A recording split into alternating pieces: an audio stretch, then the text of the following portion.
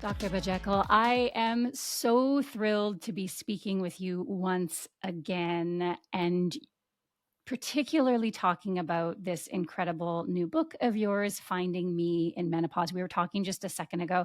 I'm turning 45 this year, and I feel so incredibly blessed that I am starting to go through this phase of my life, having these conversations and having the wisdom available to me, like in this book. It is such a gift. It is a good time to be born. And because there is the conversation that has started. Does it mean it reaches everybody? No. And I hope with my efforts and a lot of other people that there is more conversation around this, so that people can actually decide.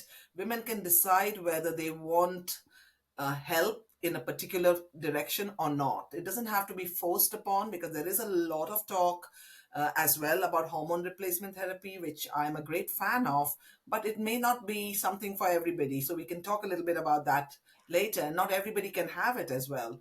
So I do want people to sort of empower themselves with the help of the information that I provide, which then makes them want to seek out more evidence-based information rather than listening, like you said, to the chatter around, which sometimes can really confuse people. And confusion, whenever confusion reigns, you have all kinds of peddlers jumping in with their supplements and with their stuff that sometimes can be harmful.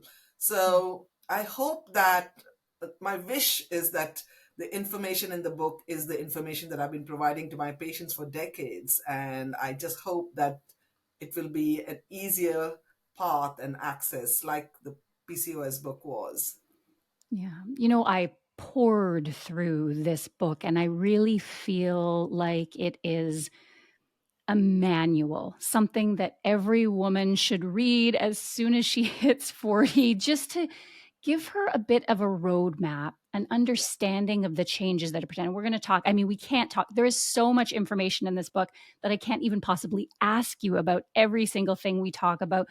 But I want to start in the same way that you started in the book, because I think as a physician and as an expert, but also as a woman who has navigated this change, you start your book with a very personal story. And I thought maybe you could share a little bit of it here.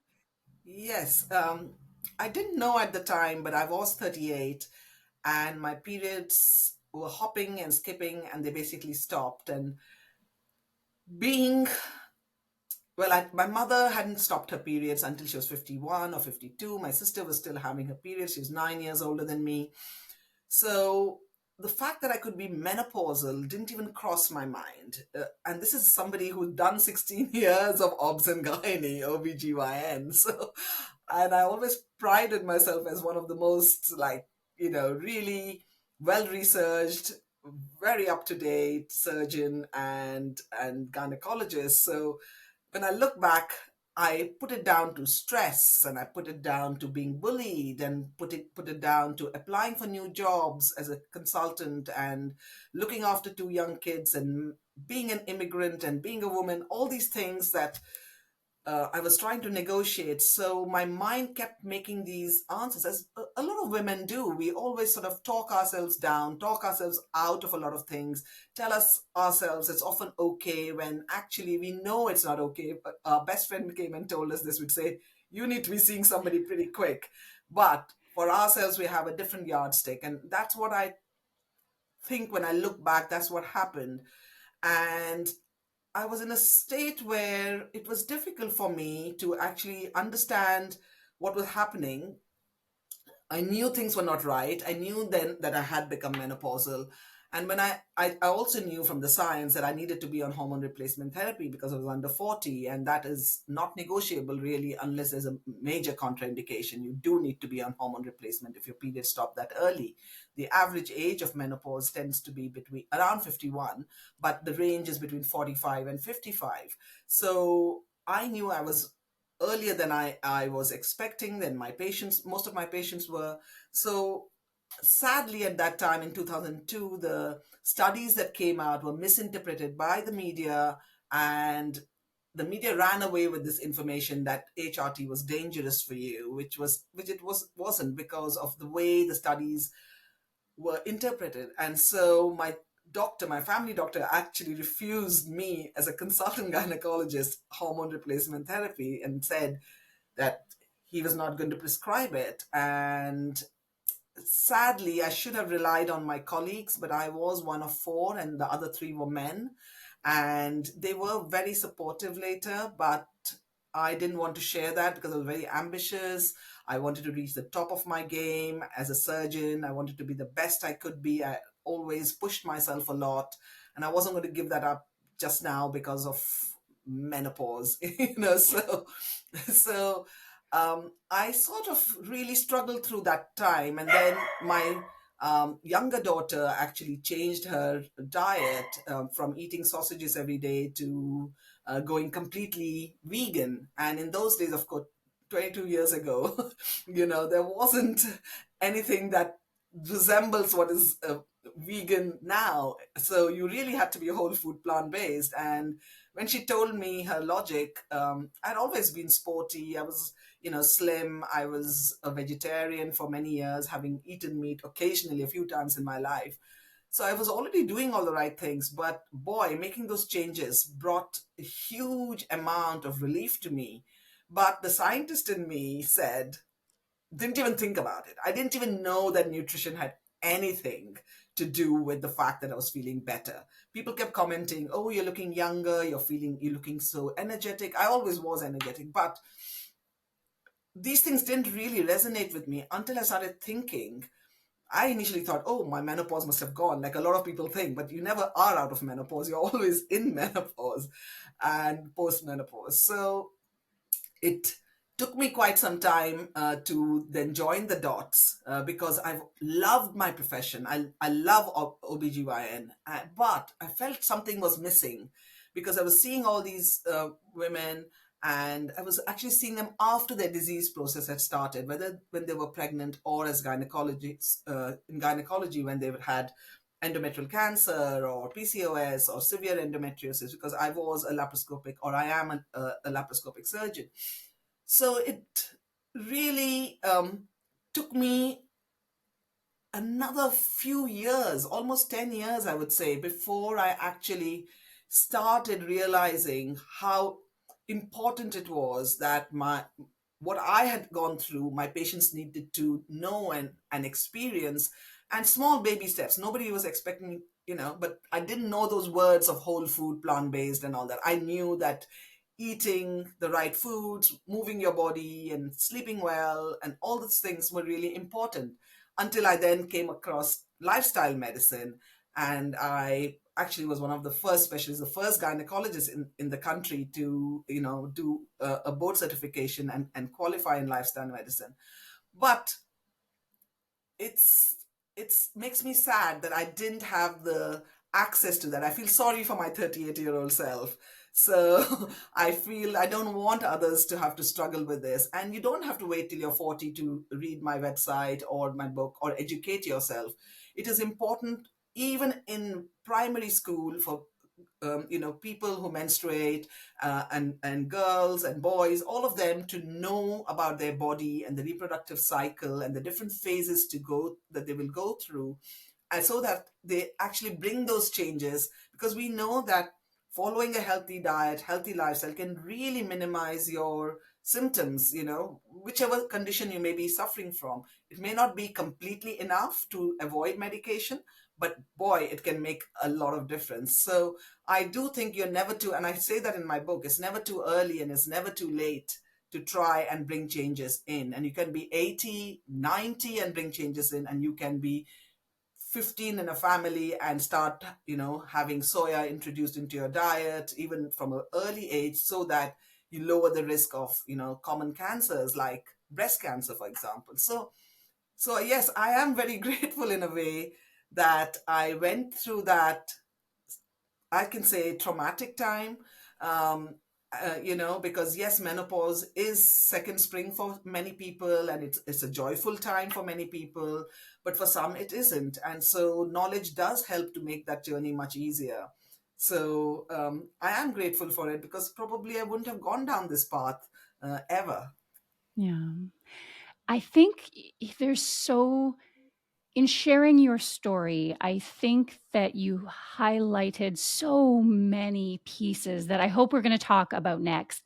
Everything from the role that acknowledging your reproductive cycle and our health, our own health journeys have on our interactions with the world around us, to the menopause, hormone therapy, to, you know, all of it. And so I think where we should go next is by setting almost a glossary. So, can we define what is perimenopause versus what is menopause? Yes. So I'll start with menarche, because menarche is when you start your periods, and that age range is between 8 and 16. So generally, most people who menstruate will start their periods around 12, 13 years of age. And puberty or signs of breast buds and underarm and pubic hair will usually start a couple of years later. But if somebody hasn't started periods by 15, then it's important for their carer to highlight this, because it might just need reassurance, but there are a whole host of conditions that can actually stop you from starting to menstruate. So, I won't go into those details, but menarche is the start. Menopause is when you actually stop your period. Now, menopause is a retrospective diagnosis, which basically means you look back after not having had a period for 12 months and say, now I'm menopausal. What I was going through before is perimenopause, which means the time leading up to menopause. And that can be anywhere from 2 to 8 to 10 years before you finally stop that period. So perimenopause is menopause in transition. That means you're inching your way to menopause, unless you've had surgery or medication that suddenly deprives you of all your hormones. Most women will tend to slowly progress to that. And the average um, duration of perimenopause is about 4 years. So the 3 years of 4 years before, so around the age of 47, if you stop your periods around 51. But if you stop your periods at 45, Desiree, you can imagine that somebody may start their perimenopause, if their duration is 8 years, for example, they may be 37, 36, years of age, when they just started thinking, maybe I should have a family. And actually, their egg quality and their ovarian egg reserve is dropping quite steeply at that time, because they're destined to stop their periods earlier than the 51 that they thought they were going to have, or their mother might have had. So I think perimenopause, to understand it, is menopause in transition. It's the time before you actually completely stop your periods. Even that 1 year when you don't have periods, because it's only after a year you know that you've gone menopausal, that actually comes under the perimenopause definition. So about 3 to 4 years, women may start noticing lowered libido, mood changes even worse than before, or premenstrual symptoms and breast tenderness, and changes in lipid level, cholesterol levels, and things like that. In their periods, they may also have some hot flushes and things like that. But they also may notice their periods, which previously may have been regular, are now getting a bit more crowded together. So if they were having a 28, 30-day cycle, they may notice the periods are coming 23 days, 24 days. So it's getting a bit more crowded. They may notice that the periods are getting much heavier, clots, or painful, because they may have background conditions of endometriosis or adenomyosis. Or the typical person who goes through perimenopause may actually start hopping and skipping periods, which is the nice way to do it. So 80 to 90% of women will do that. So they will have a period in January, then they'll have nothing in Feb, March, and they'll think, oh my God, I've got all these hot flashes. I must go see my doctor. I'm definitely becoming menopausal. And then boom, while they're getting ready to have the consultation, their period starts and they have a period in, in April and May and June, and all their symptoms have gone and they thought, oh my God, did I just imagine all that? And so that sort of pattern can keep repeating itself, and they hop and they skip and then they stop finally. And then after 12 months of stopping, one is called menopausal, and any time after that is postmenopausal, and we remain postmenopausal or menopausal until the end, until the day we die. And the average life expectancy now is about 83 years in the UK, probably a little bit lower in the US, a little bit higher in Canada. In Hong Kong, it's 88 years. So we have a lot of time from 45 to 88, or 55 to 88, many, many decades where we will be in this stage. So we have to decide, how are we going to negotiate this journey, making sure that we can optimize it, enjoy it, rather than spending the last 15, 20 years in a hospice and not recognizing our dear ones, because dementia and Alzheimer's is now becoming one of the top killers. In the UK, it is the top killer for women. Wow. 15% of all deaths is related to Alzheimer's. So there is so much here after menopause that we want to embrace, but also perimenopause, because at 45, if you're still having your periods, then you may be somebody who is actually still far away from perimenopause, but and may fall into the regular range of 47 if your periods are down to stop at 51. Or you may be very fortunate and with your diet and lifestyle actually have minimal symptoms. But is that a definite guarantee? No. Of course, when you move your body, when you eat the right foods, the likelihood is that you are not going to suffer as much as you were destined to suffer, not as much as your neighbor might be, because you don't chart yourself based on what is happening to your friends or your neighbors. You are you, you're unique. And so when people say, look at that person, they're smoking 100 cigarettes a day, or they're eating all these ultra processed foods and they're living a happy life, that is for them. They might have lived to 120, you know? So for you, you're doing the best you can with lifestyle and adding any medications if needed, but it doesn't mean that you will never need surgery, you will never need medications, you will never need hormone replacement therapy. But lifestyle has a huge role to play, especially as you're leading into perimenopause, the time that is before menopause, because this is the time to do that practice run, and seek help and decide, do you need medical help, or can you go this alone with all the information, that the scientific evidence-based information that people like you provide and I provide, and things like that. And I so appreciate your perspective on this, because you are so clear in your communications that lifestyle is deeply important, but it is not meant to replace standard medical care, that No. both are meant to be there together. Because I feel that often in wellness, there is this bias against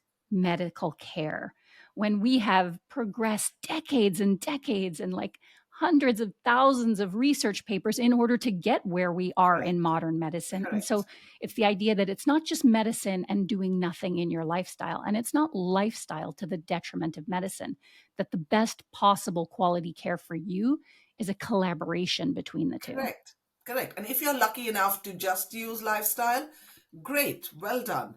But if you are somebody who that's not enough because of the genetic card that you've been dealt with, then certainly you should be looking to see whether medication can help you.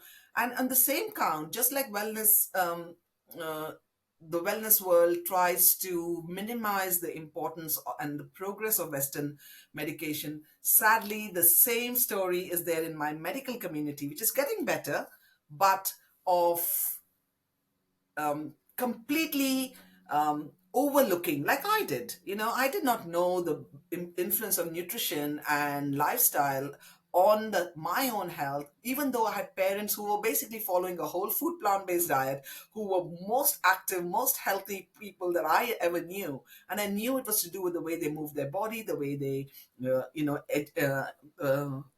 engage their minds, the way they ate, their morals, their purpose, life purpose. I knew those things, but I didn't still think that it had any relevance to me or my patients. And that is the trope that a lot of doctors and health professionals follow, because we're not taught that, so it's too painful to think about. So it's easier to write a pill, and that's where your audience comes in. You as the person have to decide, do I want to be the person driving my care and driving my management, which is the key for lifestyle medicine? Does it sound reasonable that I should be taking these medications because I know the outcome is going to be good, but is there anything else I can do at the same time? And of course, if time is of the essence, you're going to try and do both of them at the same time. You're not going to, wait when you have, such high malignant hypertension that you can actually have a brain hemorrhage. You're not going to wait and try and drink hibiscus tea like I'm doing just now, or, eat the DASH diet or the plant-based diet. Yes, you're going to bring that in. But right now, you need those antihypertensives to bring your blood pressure down. You need that to be safe. So that is what I want to say. For the patient, it's not one or the other. For the person, the person, it's not one or the other. You want the best life you can get in this world.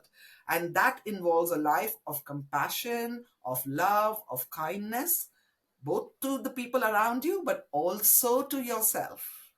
Yeah, that's such a beautiful message. And I also really love that you frame the menopausal transition as a new beginning, because I think in our culture, Yeah, we very much the youth and the physical appearance, particularly of women, is just, it's considered so much of our worth, and we wrap so much of our self-worth to think you have 30 years, you have an incredible amount of incredible time amount of to time. choose your destiny. And I would love to revisit something, because I think we don't talk about it enough, because you mentioned Alzheimer's disease, in the postmenopausal phase. And I think when we think of perimenopause and menopause, we immediately go to hot flashes and changes in our menstruation, but we Correct. talk less about cognitive changes Yeah. throughout this time. Things like mental health, anxiety, brain fog. Can you speak a little bit to why our reproductive hormone changes are exacting these kind of changes in our brain?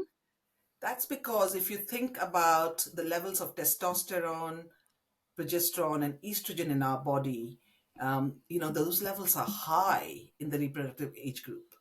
And as we are approaching perimenopause, as the number of eggs in the ovaries or the egg containing baskets are dropping, what happens is that those powerhouses of producing, yes, estrogen and testosterone and progesterone are produced in our body cells, in our brain, and all that. But um, in our adrenal glands and in lots of different sites for production of these hormones, but they're tiny compared to the ovaries, you see. So what happens is, when you're not producing that amount of estrogen, and you have these estrogen receptors in your brain and in all parts of your body, there's not enough estrogen attaching itself. And so you can see why there are symptoms that are related, and different people will have different symptoms, but you can have symptoms that involve, cognition issues. You think, am I starting to forget? Is my mental maths as quick as it used to be? Because there are studies on those, and also then, when you are somebody who's having more time on your hands, or you're more stressed because you've got children that you want them to go to the best schools, or you've trying to get pregnant, and whatever those issues might be in perimenopause. Plus you have parents that are getting older, so, and your relationship may not be at the stage where you want it to, because of the fact that you're having slightly lowered libido. So all these things can then all mount up and become a problem, that if you don't actually address these issues, because as these things continue to happen over time, you are then indulging more in substances like alcohol. And then you're often going out more, so you're often eating more rich foods or ultra processed foods because you don't have the time. So all these will also then impact cognition and the brain. So So if it's not just the lack of estrogen, it's also the life stage. Are you having particular stress triggers? Are you having maybe not the stress triggers, but actually you've got more time and more money on your hand? So you're going out more often, or you're drinking alcohol more often because you're in a social setting, or you're drinking alcohol more often because you're at home and you're sad or depressed. All these things all add up. So you can't actually tease just one thing out of the, because it's not that you can just think it's only to do with the hormones. It's to do with a whole other lifestyle factors. And we know that our jobs get longer, more stress, so you're more sedentary, you're sleeping later, you're using social media, scrolling at night, so your sleep is affected. Melatonin levels are not, rising as they should. They're not being suppressed as they should.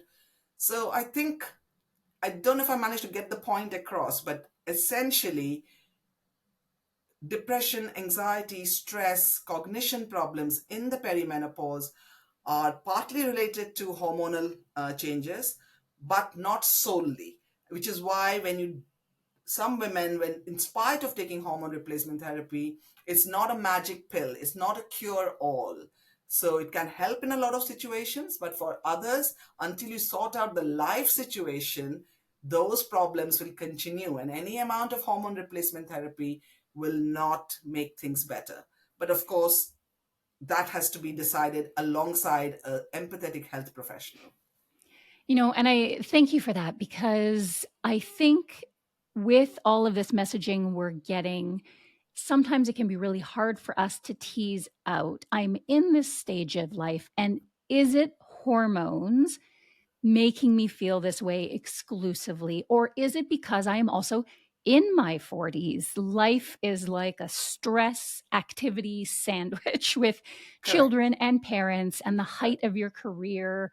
And so I think that's really an important thing, because if we think, oh, it's only hormones, then that takes the onus off us a little bit to Correct. examine our life and be actively doing. Sometimes we don't have a lot of choices in No, this you don't respect. have We don't choices, but all it's have. important to know about these things, because when you know about it, once you're aware of it, it allows you to make some slight shifts. It might be that you will take those 5 extra minutes in the car where you'll do some breath work before you come in. It might be that you will actually take your lunch break and go for a little walk for 10 minutes before you get back onto that desk and onto another call and onto another call. So those are little things. Only when you're aware that you start making those changes, and it is important. And one of the things I do when I have my patients in front of me is telling them not to be scared if they want to do a trial of hormone replacement therapy. But they should not have unrealistic expectations, and they must look at the rest of their lives at the same time. But a trial of HRT for some women for a few months, and they say, oh my gosh, it didn't help me at all. It's been a waste of my time. I'll come back to it when I really need it.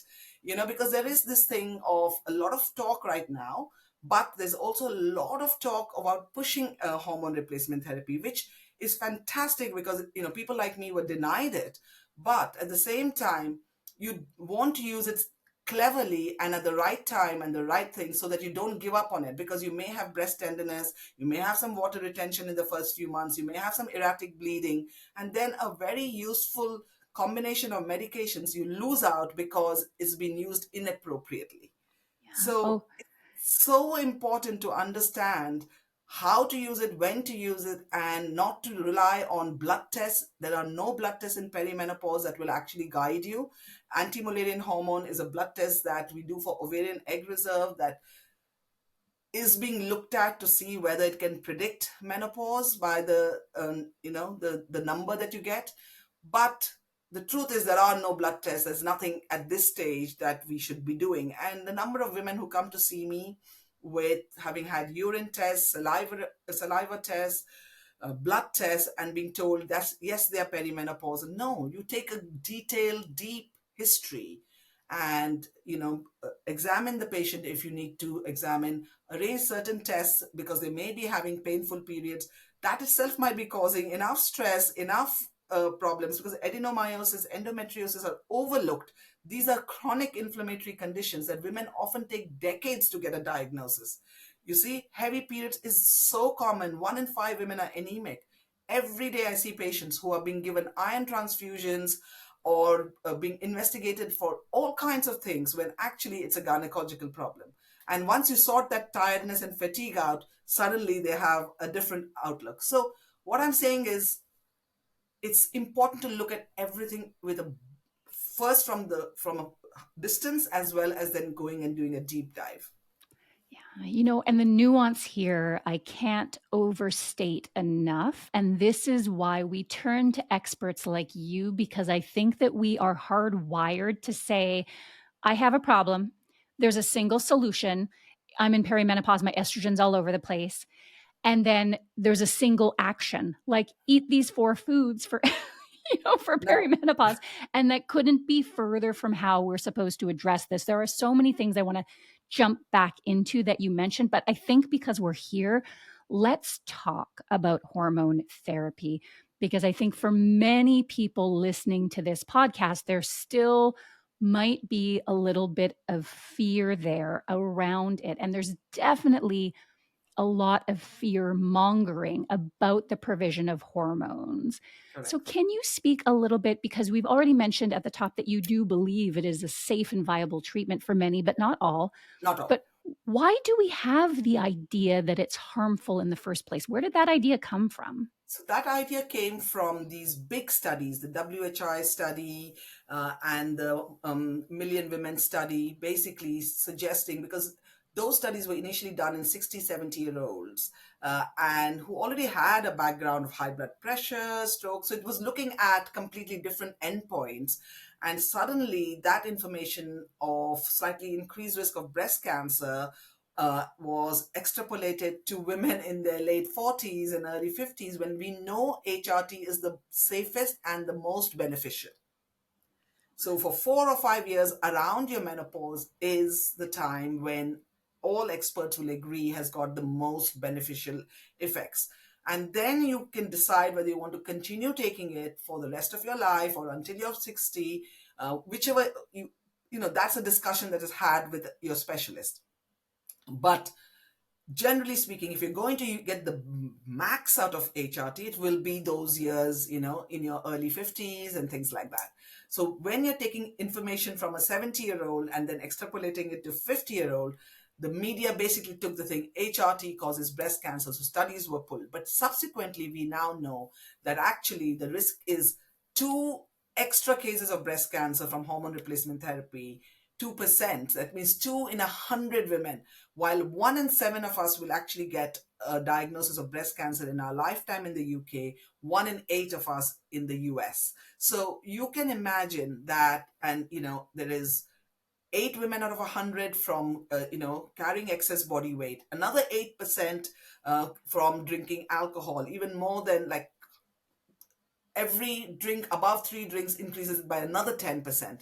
So we have lots of lifestyle factors that actually worsen our risk for breast cancer, plus the stress and all those things we don't even know, plus the genetics, which is not a huge amount, but all these add up. So HRT and the pill are very minimal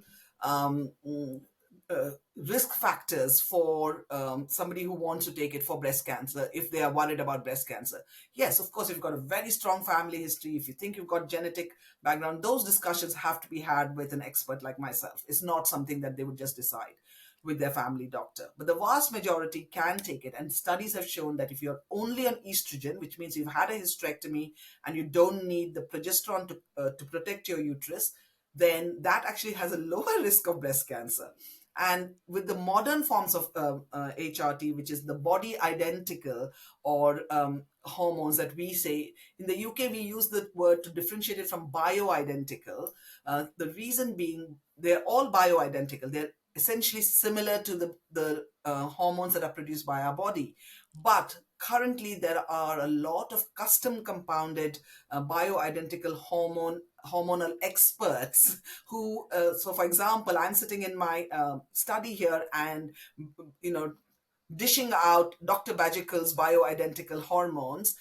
That is not standardized. Okay, so it has the same, it's all made from plant-based, it's all from soya, and it's basically all these hormones, body identical or bioidentical, are hormones that mimic the estradiol and the progesterone. But when you have a custom compounder, somebody who's not licensed and standardized and FDA approved and things, you will get one day high levels of estrogen, next day very low levels, and that can be dangerous. It can increase the chances of hyperplasia of the lining of the womb, causing precancerous changes. So you don't want to be in a situation where somebody is taking your saliva or your urine or your blood test and telling you that you are unique in this way, and so I have to change and put you on these hormones. No, you need standardized body identical hormone replacement therapy that is acknowledged by all experts all over the world, all the royal colleges. And yes, even that may need adjusting.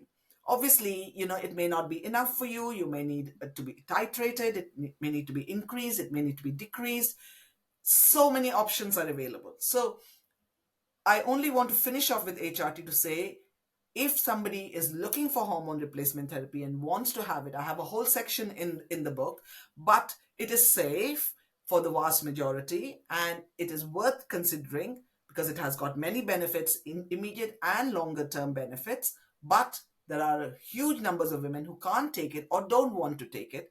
And even if you're on HRT, lifestyle still has to go hand in hand, like your best friend when you're walking through the forest. That's what you want to be doing. You want it to be the same. You can do just with lifestyle, but just doing HRT without lifestyle, I think, is a bad move. Yeah, you know, and I want to emphasize or re-emphasize something you mentioned because I don't want it getting lost, because going hand in hand with this sort of tidal wave of quote unquote menopause and hormone experts on the internet comes the testing. And you are very clear in your book that Yes. hormone testing in perimenopause does not make sense because your hormones are completely different from day to day. Can you expound upon that a bit? Yes. So if I put a little CGM type monitor, like they do in research things, 1 minute you will have levels that have high levels of follicular stimulating hormone produced by the pituitary gland, levels above 40, for example, in the UK, which are menopausal. The next hour I'll check it and it will be back to being 3 or 4 because it's gone back down. So it's fluctuating all over the place. The only situations where we do these hormone levels would be if somebody stopped their periods under the age of 40. If somebody is between the ages of 40 and 45 and has stopped their period, that's known as early menopause. Or say somebody's had their uterus removed but their ovaries are still present and they're having symptoms, you may want to check it if they have something like the Mirena coil. So I address all these different issues when it is okay to do these blood tests. If you're titrating levels, that's when you have to do it. If you're using testosterone, you have to monitor levels before and after. So I have lots of case studies, I think, in the book as well, where I try and highlight these issues that often my patients come across, or I come across in my patients. And so I'm hoping that by addressing those, they can understand it, because it's so easy to spend hundreds and hundreds of dollars and pounds and thousands of pounds actually on non medically approved, non standardized, non evidence based bioidentical hormones, either from the internet or from these so called experts, and also taking numerous supplements that are promising the world when actually many of the supplements may interact with other medications that you may be on, or may actually have a detrimental effect on your health. But yes, of course, you have to look at vitamin D. Vitamin D is a hormone. You need to know that your vitamin D levels have been assessed and you should be taking supplements. B12, if you're above the age of 50, you should definitely be considering, or if you're on a completely plant-based diet. But even if you're not, a lot of omnivores are actually B12 deficient. algae derived omega-3, chia seeds, and making sure that you're having your walnuts and flax seeds and things like that. You want to make sure you may take a supplement with algae derived omega-3. There is some evidence to suggest towards the extremes of age it may help. But having all these menopause okayed, Dr. Bajekal supplement, I'm not sure is the way forward. I just don't think. I think it's a lot of money that could be spent on a beautiful facial or in a spa or, treating yourself to something really lovely rather than spending this money, which is not going to give you the world. And I think it really speaks to us wanting to do as much as we can for ourselves and that sincere desire being hijacked by people who are like, oh, I can make some money here and Yeah, convince you that taking this, doing these tests means you're doing more, or taking this supplement means you're doing more. When the true definition of doing more is saying, no, I'm not going to work that extra hour. I'm going to go out to the park and I'm going to correct. go for a jog. Or Yeah, no, I'm not going to scroll on my phone for this yeah, half an hour. I'm going to put it away, make the room dark, and go to bed early instead. Like that is doing more. And with that, I think now we need to talk about nutrition. yeah. I just want to say there that I do think women, before we go to nutrition, I think women often feel very vulnerable. And when you're vulnerable, what happens is there are a lot of people who will prey on that situation. And also because sometimes as a medical community, we are failing our patients and not listening to them or gaslighting them. And as a result, what happens is, there's something wrong, you want some help, you don't know where to turn, you've been told to go away because your periods are still normal, so you definitely can't have perimenopause, which is again wrong information. And so you will then turn to supplements and things, and you're sold this because you're told it's natural. But there is nothing natural when it comes in a pill. So it has been processed, so you're not having the turmeric root, you're having some concoction put into a tablet. So it's so easy because it sounds like it's natural, it's organic, so it must be very good for me. And I don't blame women for this situation, because when you're in pain, when you are stressed, when you're having hot flushes, when the whole world is saying that this is an amazing supplement, you are going to try it. And then, you know, you're $100 poorer at the end of the day. So I just wanted to say that it's very complex for people to, you know, make that judgment call. And I think as health professionals, we have to do better. We have to do better to educate people from a very young age, which allows people to empower themselves, know their body. Because often women don't even know. Like 1 in 4 women don't know where their vagina is, 1 in 2 don't know where their cervix is. Forget knowing how the reproductive cycle works. They often think pain in a period is normal. So it's been normalized, all these things. So when you empower yourself, you can ask those difficult questions and make your health professional listen to you. You have to, because you do need answers, and so sometimes those answers are not in a supplement.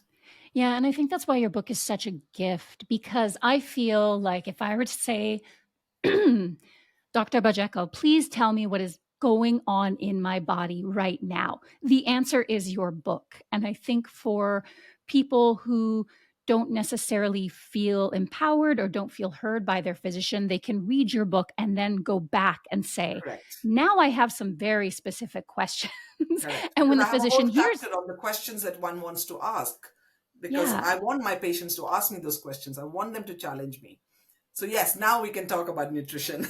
yeah, because we have all of these incredible tools, and nutrition is one of them. Correct. So, my first question to you is the big general one. Do we have data on dietary patterns that are associated with improving or making these symptoms worse?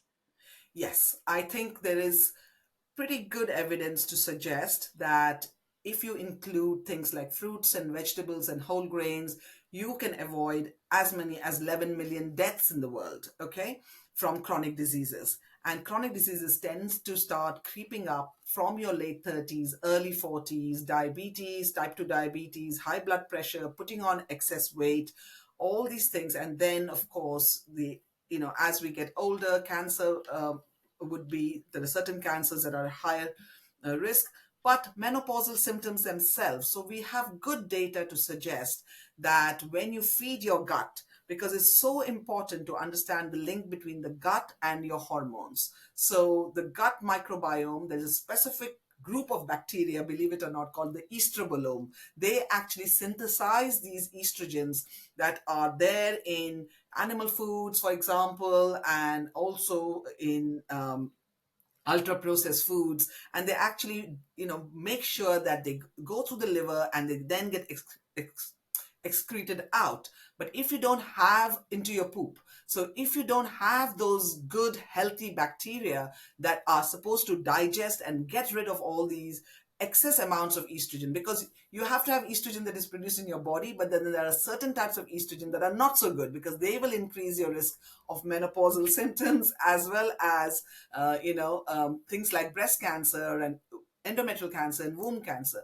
So you want to be feeding your gut with foods that contain fiber, and plants are the only ones that contain fiber. So not refined plants, but plants like whole food plants. So that's why you want to base your diet as much as possible, as much as your pocket allows you, because I know that a lot of subsidies are made for meat and things like that. But if you learn to shop in bulk, if you learn to go to these corner stores and to these, ethnic stores and things like that, then you can actually make very good purchases of beans and other legumes like lentils and peas and soya, as well as greens and beans and fruits and mushrooms and herbs and spices. You want to be eating foods that are plant based. Herbs and spices are particularly important because adding a pinch of spice or adding some herbs, frozen, fresh, dried, it doesn't matter, increases the antioxidant power of the food that you're eating, allowing the cells to be not as inflamed, reducing that hugely. So we know that when you're supporting these bacteria that are a group called estrobolome, you are going to support your hormonal levels in your body. So that is important. When you eat foods that are fruits and vegetables and potatoes and sweet potatoes and whole grains and beans and herbs and spices and nuts and seeds, what happens is they're calorie light. So when you're reducing those calories, then people are often worried about putting on weight, because we know that as you get older, you will put on weight, men and women. And then menopause itself has got an effect both from the FSH levels, but also from the hypothalamic triggers. There are lots of different triggers. Women do find that their body shape changes, and they may find that they struggle to lose the weight that they could lose before. And again, it could be a number of other factors: eating out, drinking alcohol, stresses, all these things may be there. But when you're trying to eat plant based, you tend to have satiety quicker. So you would have a baked potato with salad and hummus that will fill you up much more than just having, something like a easy sandwich, which is okay sometimes, but not on a regular basis, filled with ham or something like that. You see? So understanding that the basis should be eating predominantly whole food plant based, which means all those colorful. So whenever you look on your plate, it should be full of color. Your book Plant Magic will be talking a lot about those recipes and things like that, and so people can dive into these. In my book also, I have lots of recipes. So if you are somebody who's not sure where to start, start with easy recipes, because I'm a lazy cook. I like to cook Me too. quickly. So you people can follow those little things, batch cook, and understand that. Because beans, especially, we know, are particularly rich in fiber. They're particularly rich in isoflavones, which are these natural estrogens that will reduce your risk of things like menopausal symptoms of hot flashes, but also of cancers and other chronic illnesses. So you want to be trying to do what the blue zones do, is eating 2 or 3 servings of beans. And if you have bloating, then again I talk about how to reduce bloating, because initially your gut microbiome is used to, ultra processed foods or maybe meats and things like that, if that is the kind of diet you have. So then you start by introducing tiny amounts, like a teaspoon of, really soft lentils, and then slowly build it up. Learn to cook in such a way that you are able to absorb those nutrients, and slowly crowd out the foods that are not bringing you health. Rather than thinking of a food as good or bad, just think, I want to see color on my plate. How do I bring color on my plate? That's all you have to do. And slowly build it up, rather than thinking, I'm going to go 100% plant based today because I've just seen a movie and, or Dr. Bajekal's just said that I should go. No. But I do want people to be aware that, particularly for hormonal health, you want to be including beans and all legumes, beans, lentils, soya, peas, but particularly soya, because I know even in the plant based community, people are very skeptical of soy. And soy is really something you don't want out of your life. You want them in your life. Nothing has been studied as much as the soybean, and it is safe. It is good for you. You have 2 or 3 people out of 100 being severely allergic to dairy. You have 2 or 3 out of 1,000 being allergic to soy, and most people will outgrow that. So trying to have 2 to 4 portions, and portion basically means a handful, whatever fits in the palm of your hand. So if you have a child, a portion is 2 pieces of maybe tofu, but for you it may be like 6 or 7 pieces of tofu, or 2 broccoli florets, things like that. So you want to try and have a handful of tofu, a cup of soy milk, or maybe a handful of edamame beans, or some tempeh or natto, things like that. You want to factor that into your daily diet, because that will reduce your waist size, will help you lose weight. It will help you with your hot flashes. Nice studies by Dr. Neil Barnard as well that has shown that can make a big difference. It will reduce your risk of breast cancer, for your partner, prostate cancer, but also for yourself, liver cancer, colon cancer, ovarian cancer, lowers your cholesterol levels. So really, and don't be too fussed about genetically modified and things. But yes, if you can access organic, that's fine. But genetically modified, everything in this world is genetically modified, because you can't eat it. Otherwise, the pests would eat it.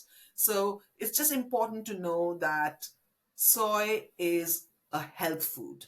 It is really one of the proper superfoods that you want to include. While yes, blueberries may be great, and chia seeds and flax seeds and quinoa may be great, nothing is as fantastic as the soybean, and it's cheap. Yeah. Okay? It's cheap. And that's what you want to also remember, because when it's cheap and it's good for you, it doesn't mess with your hormones. It, in fact, protects your hormones.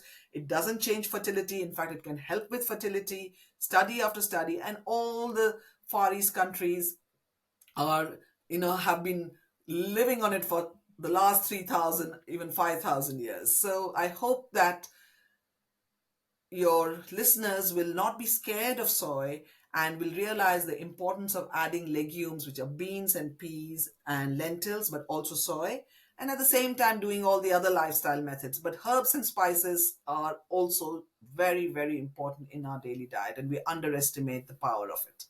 Yeah, I do think, I mean, as a dietitian, I know we underestimate the power of this quiet consistency. And that's why I appreciate your approach so much, that it's not about all or nothing. It's No, not about saying these foods are harmful and these foods, eat soy once and forever you're changed. yeah, It is about make a pattern.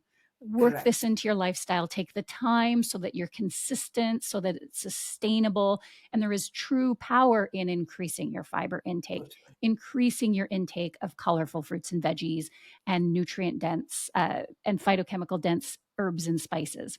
This is Correct. what we want to do. And Yeah. you mentioned weight, and I do want to make sure that we address this, because I think you all, again, have a really balanced approach. And we see, and you have mentioned that it's very typical to gain weight as we get older, and that there are physiological changes through the menopausal transition that might hasten this. But Correct. I also know in 20, I think it was like in 2021, there was this big study that was very widely publicized in Science Yeah. that looked at energy expenditure. So, like how much energy the body is actually burning up. And it Correct. suggested that between the ages of 20 and 60, there's not much of a change. And so there was this real back and forth. Well, do hormonal changes lead to weight gain? Or is this one study telling us that that's not the case and this is 100% lifestyle based? What is your sort of perspective here? No, I don't think it is lifestyle based. I do think, however, that as one gets older, unless one actively makes changes, you do tend to become more sedentary. It's easy to, sit in front of the television, especially if you're feeling a bit tired, not working out, or not even going for a walk. So those things matter. Also, the food choices can change as you get older. And so I think those things are important. But we do know that, irrespective of any situation, there is a definite change in an increase in weight in both on all genders. We know that. And we do know that for women particularly, there are two aspects. One is they may not necessarily put on a lot of weight, but they will notice that they put on weight in the midsection and change in the body shape, like the muffin top. So they may be slim everywhere else, but they have that. And that is because of the way estrogen and other hormones will mobilize sugars and insulin sensitivity, which changes as these hormone levels fluctuate. So it is a real thing. I don't think we should minimize that aspect of it. Does it mean that we can't overcome it? Of course we can. And the way we overcome those things is bringing in things like strength training, making sure that we have muscles that will mop up that glucose and actually help to improve insulin sensitivity. We try and do, body weight exercises, things like Pilates, or go for walks, or do some yoga, do anything that will allow our mind and body to feel in a better place. Because when you feel better, you make better choices. It's not about that donut that you eat when you go out for with your friend. It is not about that piece of cake that my patient will say, "Oh, Mrs. Bajekal, I think you will be very upset with me. I ate a slice of chocolate cake." I said, "No, I wouldn't care. Even if you ate the whole cake, I wouldn't, because as long as you don't make that a pattern, the pattern should be relying, craving those fruits and vegetables and beans and baked potatoes, and making sure that you're eating those foods. And when you don't eat them, you actually miss them. So that when you eat those other foods, you eat them because they're treats. That's why they're called treats. So I do think it's a combination of lifestyle, but hormonal changes do make a very real difference to body weight, and for some more than others, because again, genetics does play a role in how your body shape is and your body accumulation is. And so making those little, understanding that and being kind to yourself, like we talk about, I don't necessarily love the word body positivity at all. I think, you want to be body neutral. You're given this body. It's such a lottery that you've actually been born. What is the chance? I think it's 1 in a billion or some chance that you can be born. And so what are you going to do? You're not going to be able to get rid of this body. You can't suddenly adopt another body, however much cosmetic surgery or whatever you may have. So you want to love that body, and you want to nourish it. And loving it doesn't mean constantly giving it chocolate cake. Loving it does mean talking to it nicely, talking, making sure that you're eating the right foods for your body, so that that when you eat foods that will actually make you feel lighter and uplift you, you will then have more energy to do other things. So I think women have often been told, just go away and lose weight, and it's not that easy. So finding ways that are sustainable over time, but accepting that certain changes are not possible, I think is something. And same way, people often say, with HRT, will I put on weight? No, actually studies haven't again shown that. So it is a combination of factors: genetics, lifestyle, and the perimenopause and menopause, and one has to work out how much you're willing to accept that and what you're going to do to push against that. Yeah.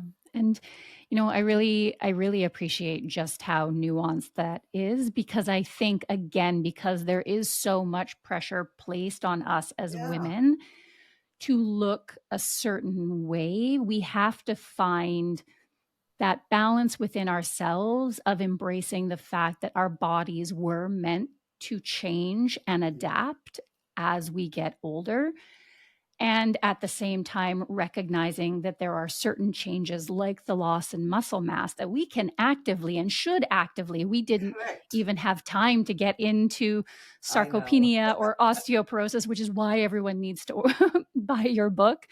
But so that there are physiological changes that we can actually do something about and be Correct. empowered in that.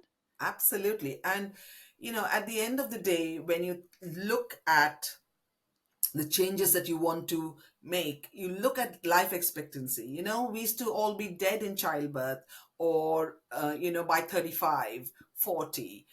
We, because of the medical marvels of vaccination and clean water and sanitation and all that, we are now living so much longer. So how can you expect the body not to make some changes? How is it possible? Our mind changes, so our body, physical body, has to change.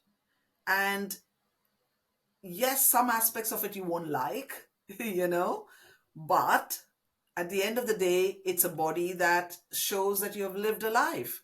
Not everybody gets to come to my age of 62. I have so many friends who've already passed, and things like that. So, we are, I know sounding grateful is not necessarily very good, but we have to find a way to accept the body that we have and try the best that we can without losing our minds, making sure that we make those changes with the help of medication if needed, but certainly with our own help, empowering ourselves and actually talking to ourselves like the way we would talk to our best friend or to your, near and dear one. Would you speak to them or suggest that they go on a yo yo diet constantly, like the way you talk to yourself?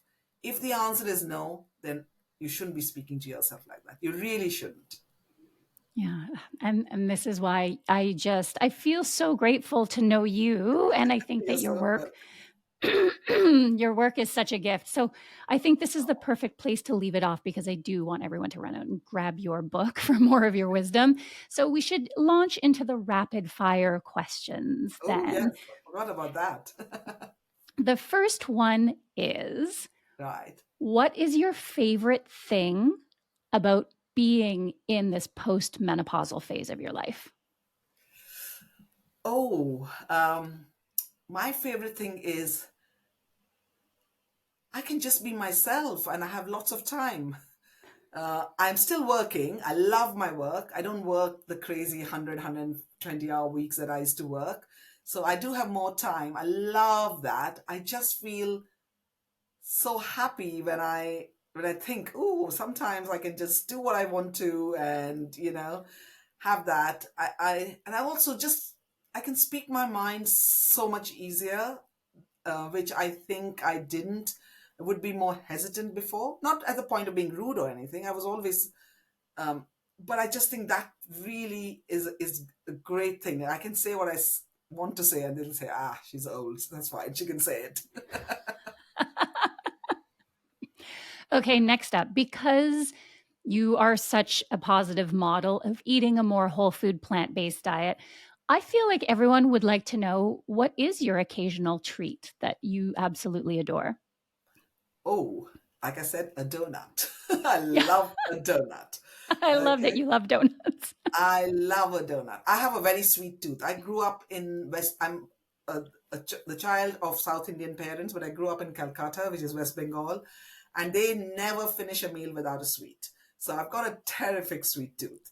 And so my absolute treat, actually, I mean, I love donuts, but I have to say, my favorite is half a pot of Greek soy yogurt, which is so delicious in the UK. And I have a couple of chopped up dates and a handful of pecans and about five goji berries. And it doesn't matter, even if I've eaten a donut, I have to eat that That is my absolute, I just love it more than anything else.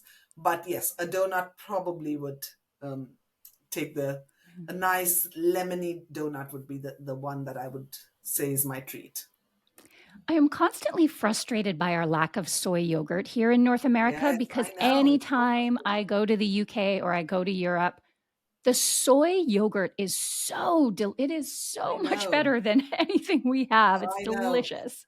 My younger daughter lives in New York and she's so upset every time. And so, whenever she comes, she'll sort of really eat a whole year's supply of soy yogurt. So, it's sad because it's so easy to make, um, and they can easily commercialize it and it's healthy, but I don't know why they don't do it. So I think Well, there's quite a lot of bad press about soy in the US, sadly. yeah, And there's a also ton of most of the soy soy is used for feeding animals, and I, it doesn't I know. we haven't even got into that, but I have a whole chapter, I think, on climate change as well as on soy and things. So Yeah. I hope people reach those chapters. But the nice thing about the book is you don't actually have to read it from chapter 1 to chapter whatever 2030. You can actually pick and choose the bits. You want to read about weight gain, you read about it. You want to read about HRT, you read about it. You want to read about protein, you can read about it. You can read about all the calcium and the micronutrients. You can read about osteoporosis and sarcopenia, which my husband has written that chapter, and Rohini has written the chapter as a nutritionist on protein. So I'm hoping that people will enjoy those aspects, and those who don't can't afford to buy the book, then definitely my website has so much free information that that should be fine too. Yeah. Okay, now that you have time for yourself, have you brought in any hobbies to your life that aren't related to your work? Yes, so I play golf about 3 times a week. Um, and I walk my dogs. I always have walked my dogs, but now I walk them for at least a couple of hours every day. So those are two things that I love, and I'm reading much more. I'm part of a book club, but I love reading, so I'm reading much more. That had fallen by the wayside with a busy life, so now I work only 2 days a week, clinical work and operating and things. But the other days, I can do things like talking to you and and enjoying some golf and traveling. And I do love traveling, so those are things that I try and do as mindfully as possible. And when I Yeah. go, I try and stay for a longer period of time to try and reduce my carbon footprint. So things like that. Yes, lots of things that are not necessarily related to work at all. I love that. Okay, so then the last two are the best book you have read recently. Okay, so the best book I have read or I'm reading currently is a book called The Island of Missing Trees. Oh, Elif Shafak, who is a genius. Her words are amazing, and I would highly recommend people to read the book. It is, I won't give away anything, but it's called The Island of Missing Trees. we will put it in the show notes. And then the last one is your favorite place to visit or the place that's next on your travel list. Um, well, next on my travel list is Portugal, but I've just come back from Japan and I'm in love completely. 3 weeks of absolute heaven. Uh, a culture that is sort of walled off from the rest of the world. So it's very fascinating, both futuristic and backward or traditional looking. A combination of that has really seeped into every cell of my body. And Mm. I am so, I probably will never visit it again because it's so far away and there are so many other countries to visit. But it was 3 magical weeks of time spent as well with a close friend who's married to a Japanese lady. So we had a real insight into Japan. So, yes, that was always on our bucket list. And I'm so, it filled that bucket up and surpassed it. So, loved Oh, it. I love that. That is Japan is a a country near and dear to my heart, as are you. Thank you so much, Dr. Bajekal, for, like I said, Oh, sharing your wisdom with us, creating this awesome new book that I hope everyone who is facing down this transition, whether now or later on in life, picks up. And I look forward to seeing you again on the Allsorts podcast. thank you. And best of luck for your book as well. So I'm excited to read it. So we'll, share notes and books. Thank you Thank you so for much. having me on.